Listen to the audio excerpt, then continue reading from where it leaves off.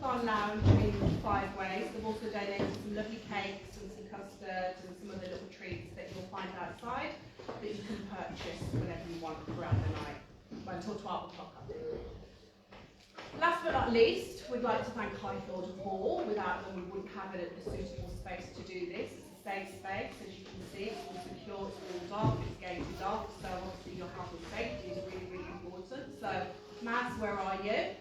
Rabina, Maria, there he is, hiding at the back. His wife described him as an Ursula wannabe. There he is. So thank you to Maz, Rabina, and Maria and Jermaine, of course, for allowing us to use the space to have the sleep out.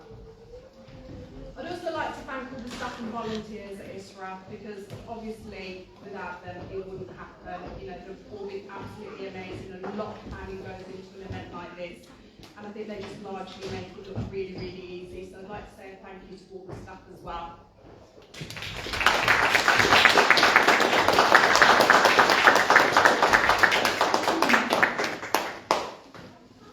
Thank you to you all for being here, because obviously we wouldn't be able to do it without your attendance and the reason that we're here. We've all seen what's going on in Palestine, in particularly in Gaza. As an organisation, we've worked in Gaza since the blockade started. I mean, depending on what date you're working on, 2006, 2007. We as an organisation have been there since then. So we're quite invested in Gaza, not just in terms of money and projects that we've done, but we've built relationships with people. We've built relationships with our charity partners.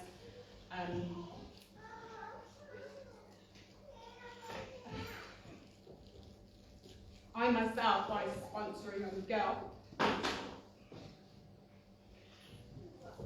in Gaza, and we just don't know if she's okay or not. So, you know, there is a huge investment that we've made in Gaza, and the focus for us tonight is certainly the children of Gaza. We're all seeing, day in, day out, images that we shouldn't be seeing. And I think that's what's uniting us here today. We could all easily be at home, in our beds, flicking on the TV, having a cup of tea when we want it, having a hot shower when we want it. But we've chosen, as an act of solidarity, to be here with the Palestinian people. So I'd like to thank you all once again.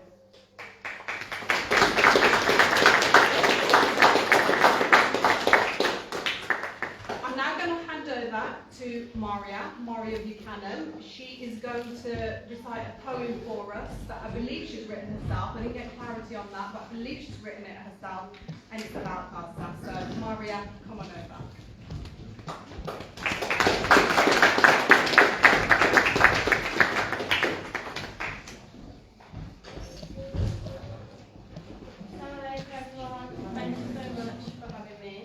I have written this poem myself.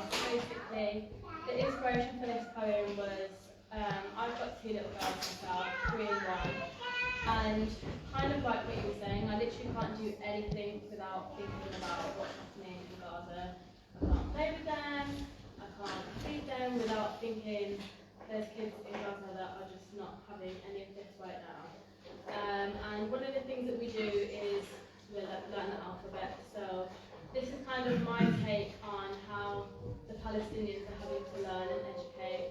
I did see a quote that said that all of the schools, this was quite early on, all of the schools just completely closed because of course education was not a priority.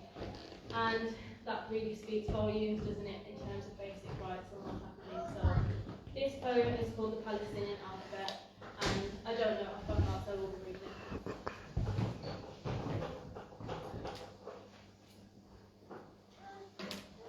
A is for airstrikes, B is for bombs, C is for countless war crimes, D is for daring to speak up against the lies, E is for the exploitation of our lives, and F? F is for swear words, G is for generational trauma, H is for a hatred that was not taught in the Torah, and I is for intifada. J because justice comes before peace, K for Keir Starmer refusing to cease. L is a reminder that our freedom is our lease, and M is the reason because money is the beast. N is for Nakba again and again, and O is for oppression, but multiply that by 10, and P is for Palestine. Q is for the questions that remain unanswered, R is for the resistance, a spirit now ransomed, and S is for silence, they're censoring the world. Except T is the truth, a truth that will be heard. U is for unity, a togetherness returned, and V is for victory, a day so yearned. W is a virtue, take it and discern the who's and the what's, and all of the whys. X is for extreme, which they have now weaponized. Y is for whiteness, dictating the criminalized. And Z depends on if we even make it to the end. See, this alphabet is not for learning.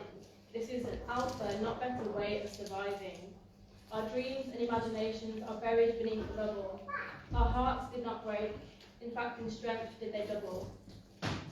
The future of our story now depends on the world's struggle. So learn it daily and ensure we are never forgotten. Learn our names and do not become silent from the intoxicating lies of our rival. This alphabet is the story of our survival. For not even our sentence to death exists without our revival.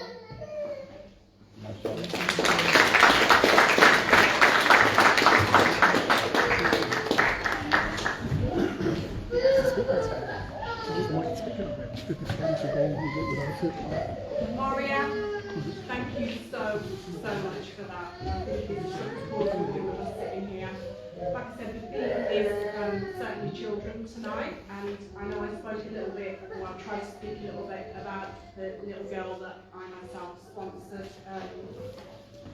Her parents were killed, I believe, in the 2014 incursion in Gaza, so she's my child, effectively. There's another little girl that I think most of you might have heard about. Her name's Hind. A little girl that went missing last month. They didn't know what had happened to her, and she was found today. And I think I can safely call him my friend now, I hope. I think Mahmoud is going to come up and talk to us a little bit more about the children of Gaza, and in particular the little girl called Hind. So please welcome Mahmoud Tawfik.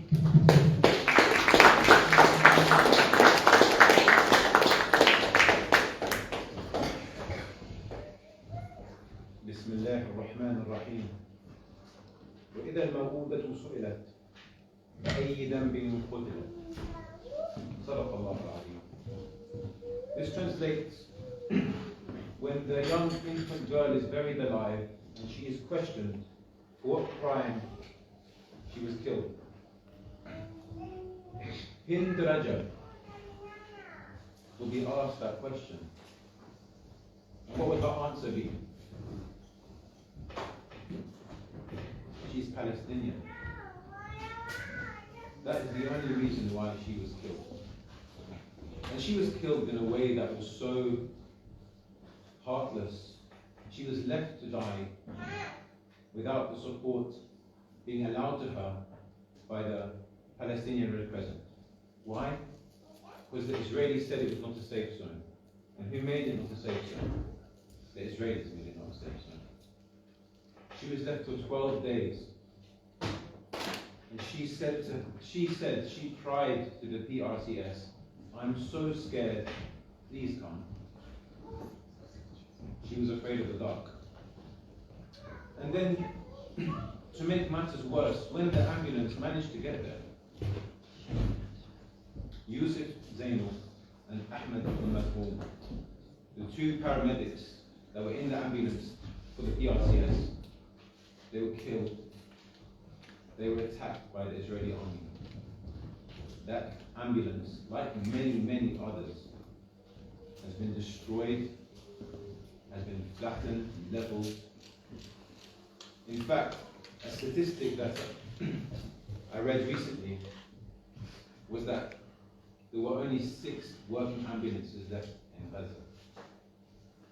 And that was before this event happened. And we know that Israelis are not shy about their acts of criminality. 2 days ago, you may have seen on Instagram or on X or whatever platforms you use, an ambulance being targeted precisely. There was no question about how precise it was. It was singled out on the street and bombed into nothing.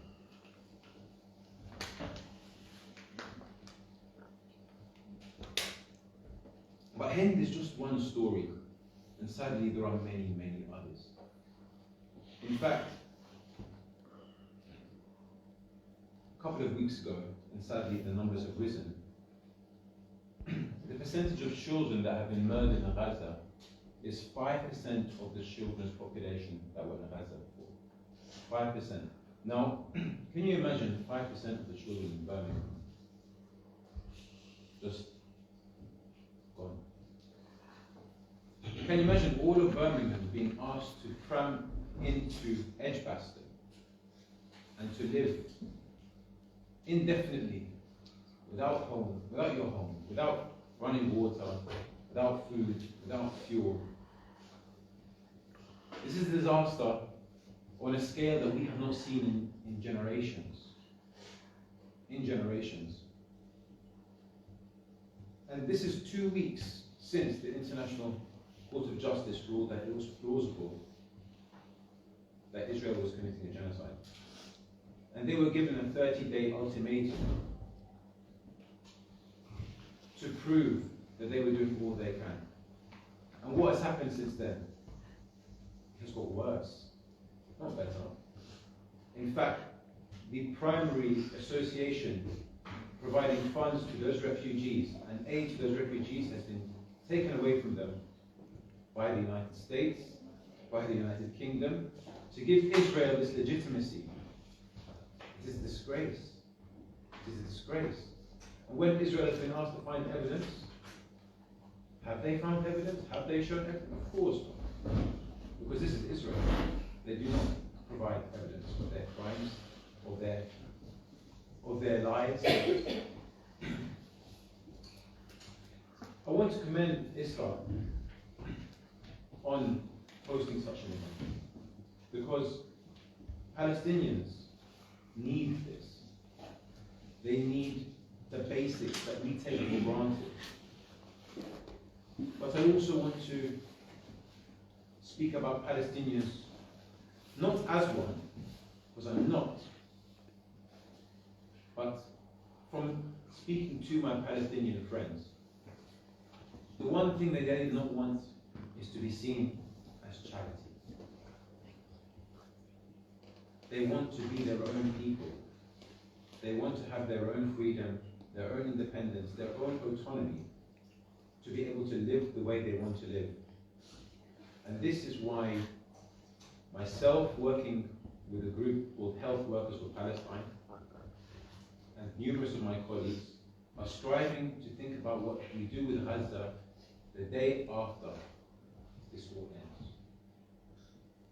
Because this is what they want. I was sitting yesterday with a doctor from Gaza, and he was telling me something that even I take for granted. He said to me, what I would like to do is to build a library in Gaza. Now, most of us, we've had exams before, we've studied before. The last thing we would want to do is go to a library. But this simple thing, to allow a student to have their own independent space, to learn, to grow, is something that whilst we take for granted, this is something they strive for. And they deserve that. They deserve that. So what I'm here today to encourage, despite the sadness that we have, and the holes in our hearts that the last 4 months has left us with, is that there is hope, because the Palestinians see hope. The Palestinians see hope. The Palestinians are an example to us,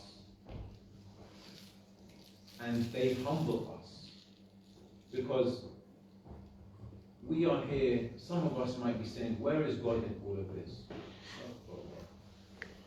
The Palestinians are saying, where are we in all of this? They know God is there with them. They know God is there with them. I want to end by encouraging us to focus on changing the narrative that we have in our public life.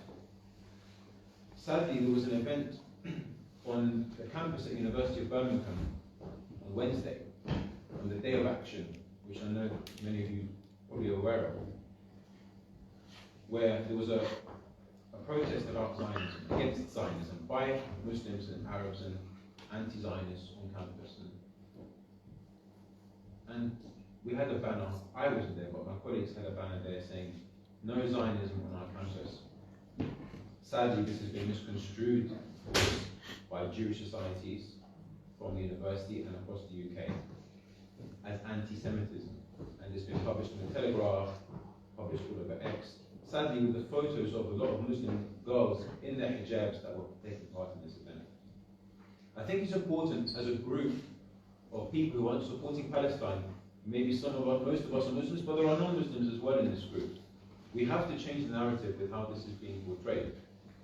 It is not simply easy enough to say we are anti-Zionist, so therefore definitely anti-Semitic. No, there's no correlation. They're not the same. Anti-Zionism is an ideology. Jews are Ahlul Kitab. We are all from Ahlul Kitab. So we have no qualms with it.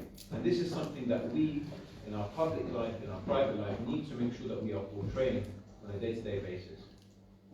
And so, inshallah, hopefully with more events like this, and the continued amazing work, especially Birmingham is doing unbelievable work, hopefully in the coming weeks, months, years, inshallah, we will see a free Palestine, and we will see an end to this oppression. Thank you.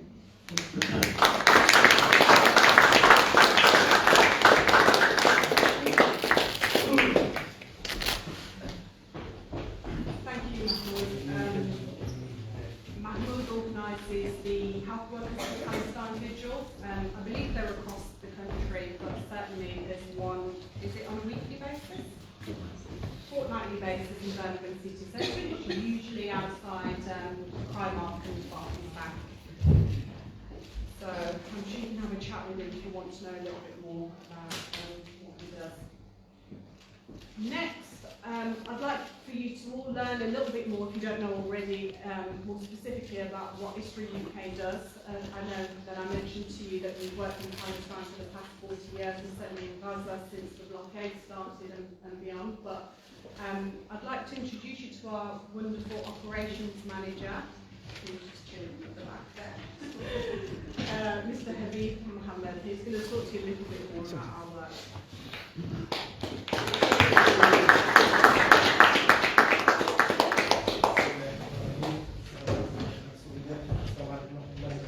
Good evening, everyone. Thank you so much for attending tonight. It's great to see people out on winter tonight. And thank you so much to Highfield Hall for giving us this venue. It's people like those and like yourselves that actually inspire us as charity workers to continue, and of course our beneficiaries, the Palestinians, as everybody has just said, they're amazing people. I'm going to briefly tell you about ISRA for those who don't know. I can see there's some faces I don't recognise. As Saraya was alluding to, ISRA is over 40 years old.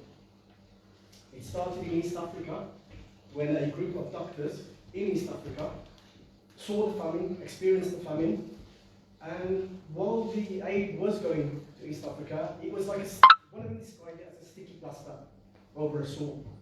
As soon as you take the sticky plaster off, the sore is exposed.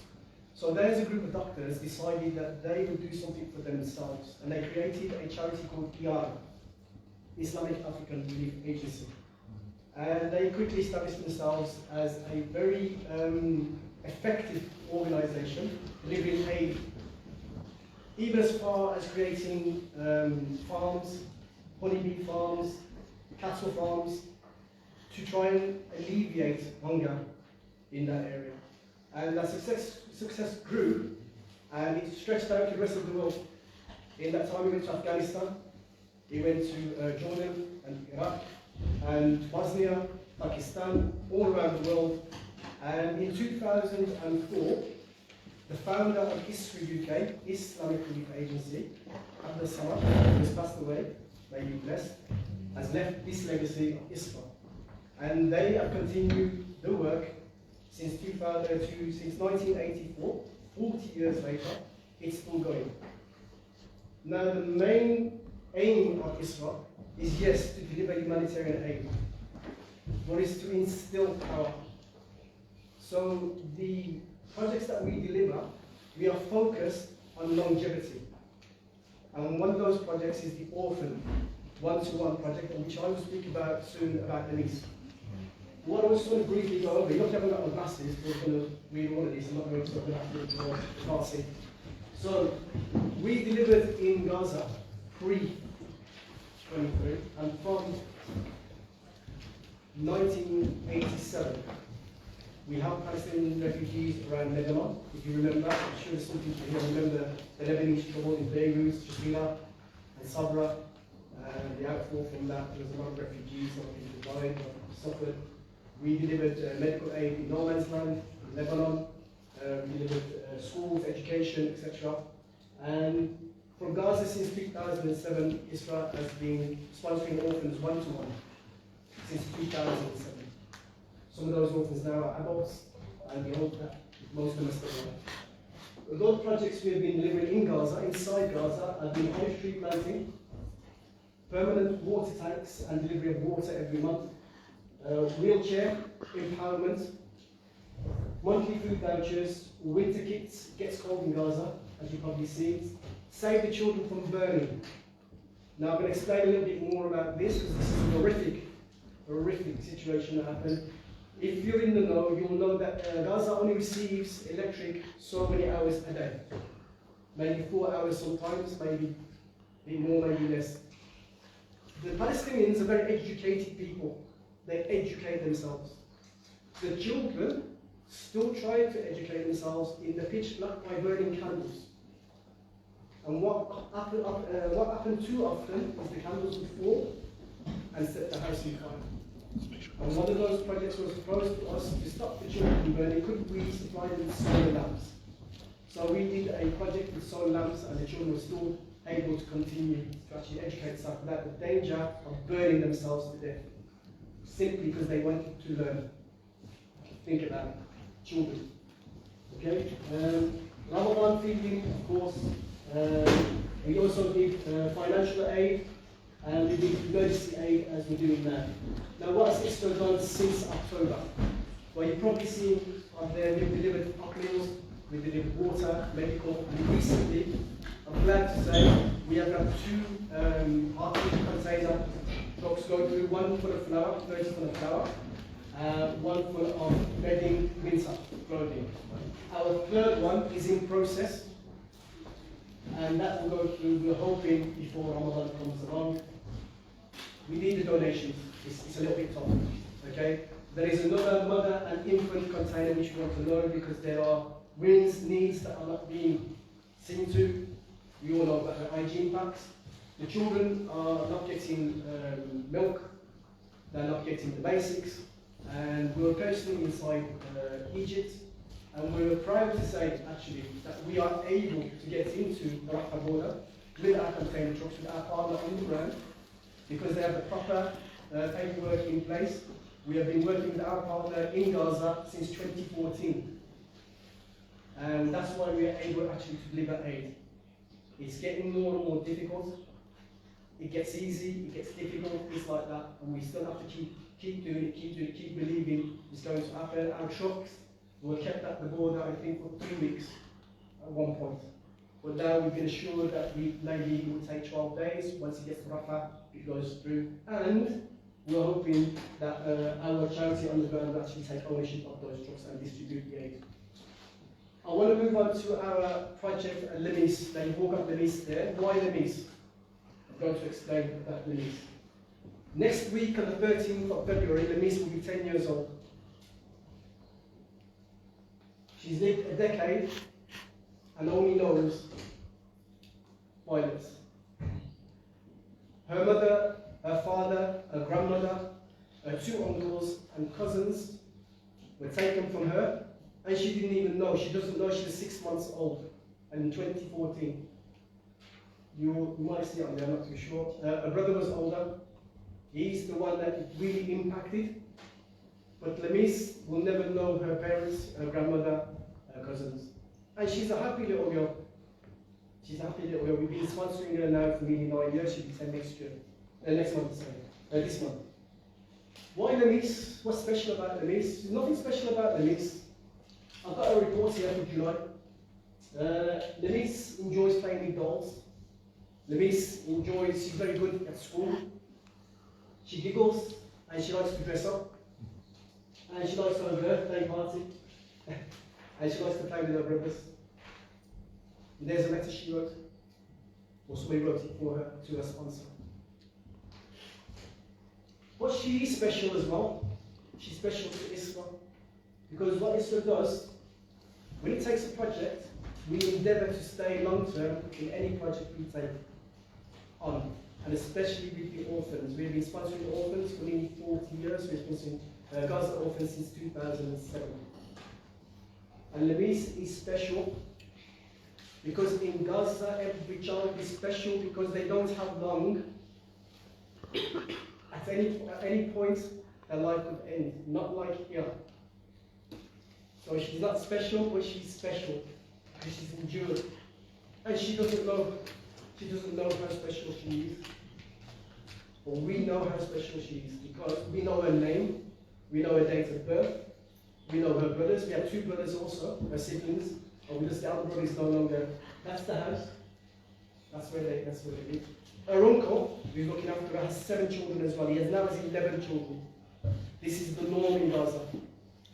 That the extended family take on the children. So what does ISRA do? ISRA supports the family as much as we can. We normally give a stipend, a payment every month. We also give them Eid clothes, and we give them the Ramadan packs, and we help them through with vouchers. So we try to make Lamise's life as normal as possible. She's not special, but she's special. Lamise is known in the UK. Thousands and thousands of miles away, Lamise is known to us, to her donor. And we try to make Lamise's life as normal as possible. Her birthday is next week. We don't know where Lamise is right now. We have 52 orphans on a one-to-one basis. We don't know where any of them are at this moment. Some are from Khan Yunis, some are from Gaza City, some are from Al-Rah, they're all over there. And as you know, 1.9 million people are displaced all from the duress. So I'd like you to also consider being an orphan in Gaza is the norm. It shouldn't be like that, but it is. And ISRA's place is to make their life as normal as possible by supporting them and giving them their Eid clothes, giving them their birthday, making them these, just like a little girl, like my little daughter, like my little granddaughter who's here today, same age, 10 years old. We just want Louise to be have a normal life and not be a special girl. So that's ISRA's work in Gaza. And what about ISRA after? ISRA will be there, inshallah, ISRA will be there, by God's will, will be there, waiting for rehabilitation, waiting to rebuild the lives of people who we've known for the last 10, 15, 20, 30, 40 years. This sister Wella, I just noticed her now. She has 2 children. She continues to serve the people of Gaza. She was talking to me once, and the mom, she said, "Did you hear Habib?" And she went. They are the brave people here. They're the ones that go out and they give the aid, and those are the people that we support, and that's who we need. That's why we need your support. Because they're the people that every day go out and making that little girl's life as normal as possible. She's in a tent, she's displaced. Look at the smile. Children never stop smiling. I've been to Yemen, I've been to Africa, and we always go to the children, and I've got my colleagues, and every one of them will tell you, when the child gets something, the smile comes up.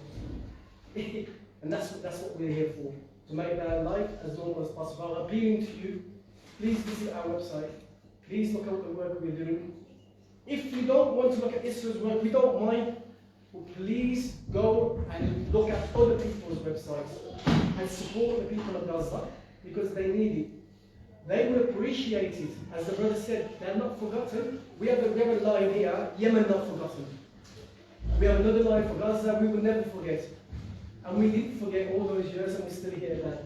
So we don't want to see that. We want to see the smiles of the children and we appreciate you here today. We want you to pass on the message that the children of the world are suffering and we are the guilty ones if we don't acknowledge that children are innocent and they should have a normal life. It is the right of every child to have a childhood, to go to school, to play football, to have dresses, to have birthdays, to have a grandmother, to have uncles, and just be normal. So thank you everybody. I hope you will follow ISRA. I hope that we will make and continue to make a difference to the people of Gaza. And that's what I've got to say. So thank you all.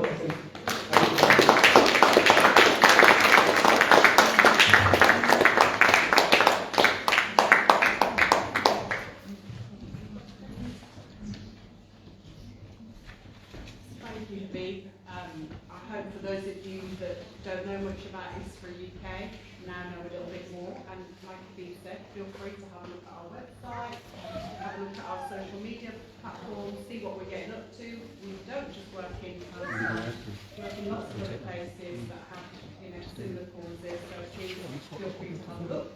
Or for those of us that are dotted around, most of us are wearing high vises and I think you're familiar with my face now. So you're welcome to come, ask any questions, have a chat, more than welcome. Right. Now for the fun bit. The media team have asked me to ask you to kind of stay in the room. There's a pot here now. Any ideas what it might be? Has anybody got any idea what it might be? Food. It is food, yeah, but what type of food? Hand went up there. It's the rice, it's the chicken one. It is the chicken rice. Does anybody know what it's called though? Have I said it right? Is it our speakers? Go on. Maklube. Yeah, there you go. So maklube is traditionally a Levantine dish. So I know particularly in Palestine it's something that they serve. I myself, when I went to Palestine a few years ago, I stayed with a lovely family there, and this is a dish that they served to me. So in honour of our Palestinian brothers and sisters, we have a pot of maklube, and I am looking for some confident volunteers that might be able to help flip it over, because that's the tradition. So hands up now, please. Does anybody want to come on? There has to be someone strong. Come on then, me and you. Alright, so please stay around. Our media team will want to have a chat with those that aren't wearing no photograph stickers and enjoy some of the maklube. Thank you so much, guys.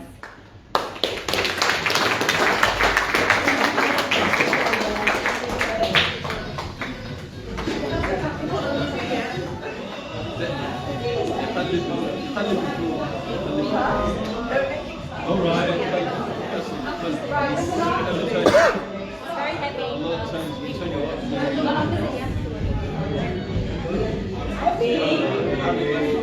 Hold on. Oh, hold on. That's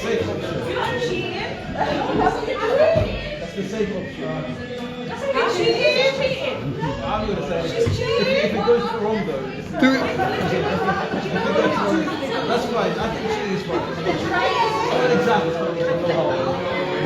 No person has done it. Hold. 1, 2, 3, go!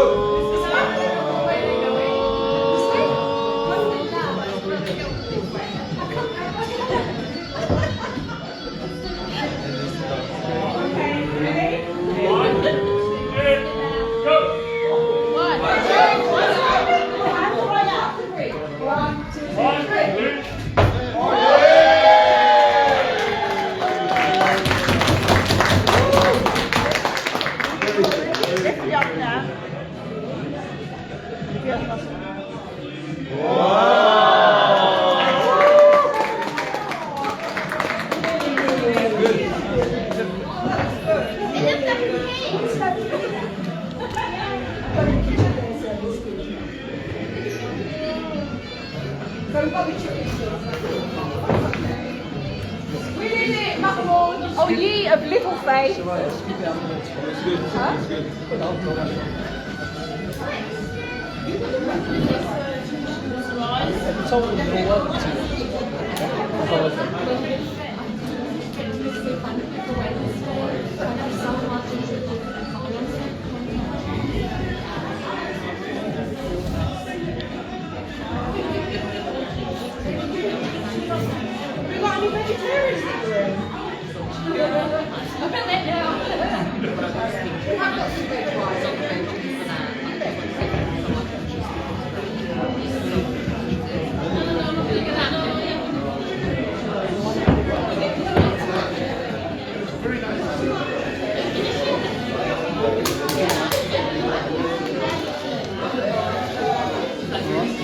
We'll just get them serving it.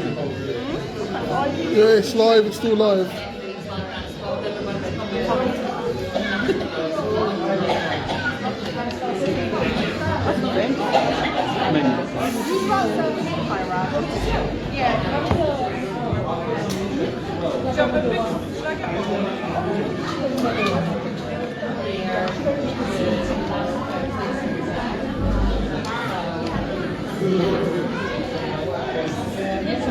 You know what? Not that. Actually, no. Hey, no. Now hold it in your hand. Hold it in your hand. Hold it here. I'm just going to get a picture. Now hold it. Here, I just want to. Yeah, go on. No,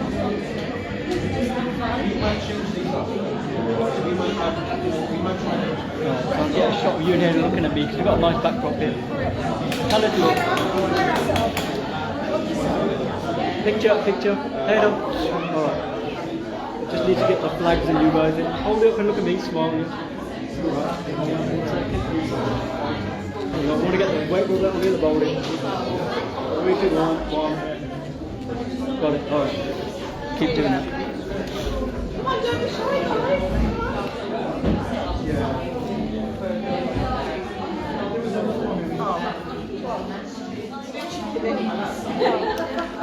So some just rice, potato.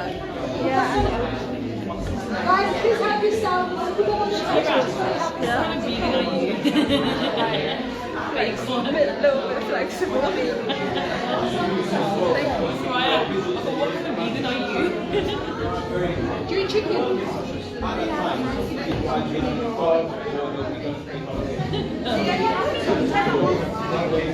That was chicken. You don't eat chicken?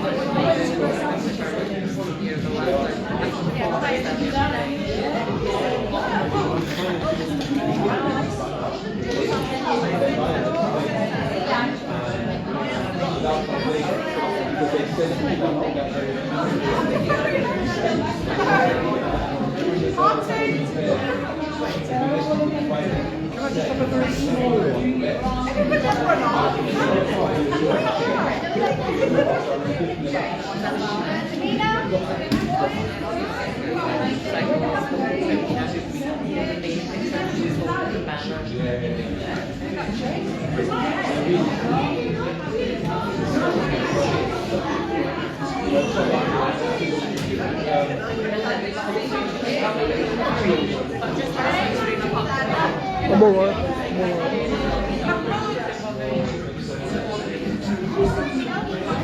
Oh yeah, I'll have a look.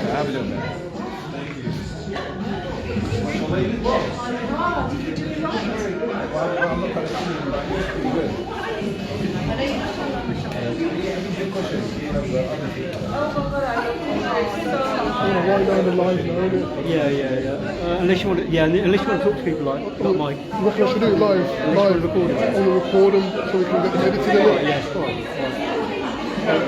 Those are eating I want you to do, but So first I'm going to do Habib. you should have been very pretty clear that the food is free. I don't think it was.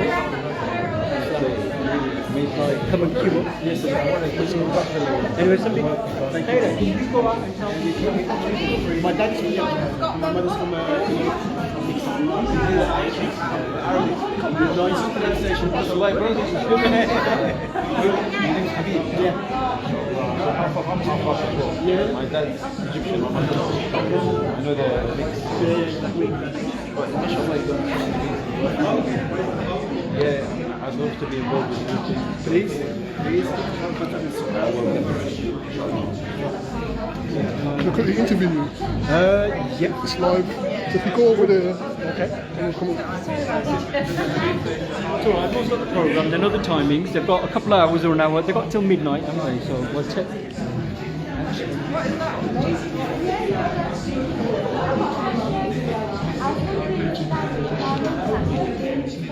Deployments. You do deployments?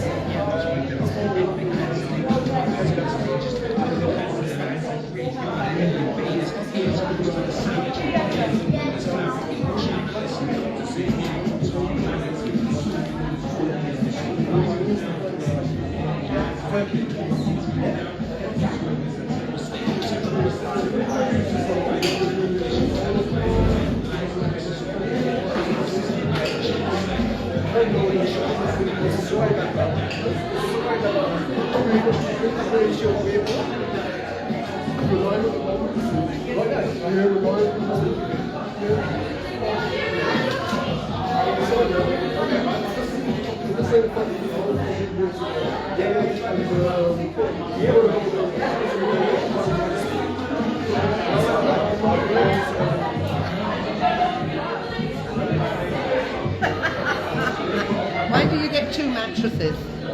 That's probably right. We're on Instagram. Live. So, Saraya Habib. Okay. Walaikum salam wa rahmatullahi For- wa barakatuh. Assalamu alaikum to everyone. To all those who are listening, Yeah. can you briefly just summarise what happened here today? Okay, so we have got a sleep out, a camp out in solidarity with the people of Gaza, and we wanted to give people opportunity to identify what it's like, perhaps to sleep underneath the stars, although we're doing it voluntary. It's symbolic. It's symbolic in support of the people of Gaza. We're trying to raise more awareness of what people can do to help our brothers and sisters in Gaza, and how they can support ISRA-UK and how they can see our work inside Gaza as well. That's what we're here for. Tell us a little bit about Lamise. You mentioned Lamise has been with Israel for a very long time. Lamise, such an adorable little girl. She came to us as a 6-month-old child in the 2014 war bombardment on her family. She lost both parents. She lost her grandmother, she lost 2 uncles, and she lost her cousins. And she's one of 4 siblings. She never knew her parents. The family now has been extended to 11 children. Her uncle has had the burden of taking on the 4 children. We support Lamise and her 2 other siblings by giving them monthly support through our orphan sponsorship program. So, what type of things can people get involved in regards to helping assist the people of Gaza now with ISRA-UK? Of course, the main thing is tonight is about awareness. It's about letting other people know what we can do inside Gaza, because I know there's a lot of, I'm not going to say misinformation, but information that is saying that aid is not getting through, this is not happening or that's not happening. Actually, there is a lot of things happening. There is also the morale of the Palestinian people. I will tell you from experience, not just the Palestinian people, the people of Yemen, the people of Pakistan, every beneficiary who you help, who we help, when they know that you know about their suffering and that you're trying to do something, that morale alone helps them until the next day. It's not that you've given a food pack, it's not that you've given some money, it's not giving them zakah, it's not giving them water. So-and-so in the UK knows me. We know Lamise Mohammed, we know her family, and they appreciate it, and the morale boost it gives them is worth a lot more than you think. And you need to make dua for them first of all, and you need not to forget them, and to keep sharing the suffering that they're going through, and keep talking about it. It's not going to go away. It's something we need to keep up. And if you can help, by giving your sadaqah, by giving your zakah, by giving your support, if you can't afford that, you need to give the morale boosting support. That's my appeal to you. Mostly, is not to forget the people of Palestine. That's what I'm begging you to do. And I want to thank everyone who's actually tuned in, who's listening, and join us more. Look at our website, see what we're doing. But as I said, do not forget the people of Palestine. Keep making dua for them. Do not forget the people of Yemen. Do not forget the people of Sudan. Do not forget anybody who is struggling on this day. We have chosen to be here. And we have been here, and Allah has given us this rahmah, and we just want to share that goodwill and that good feeling, and we want you to as well. So, assalamu alaikum everyone, and thank you again for tuning in.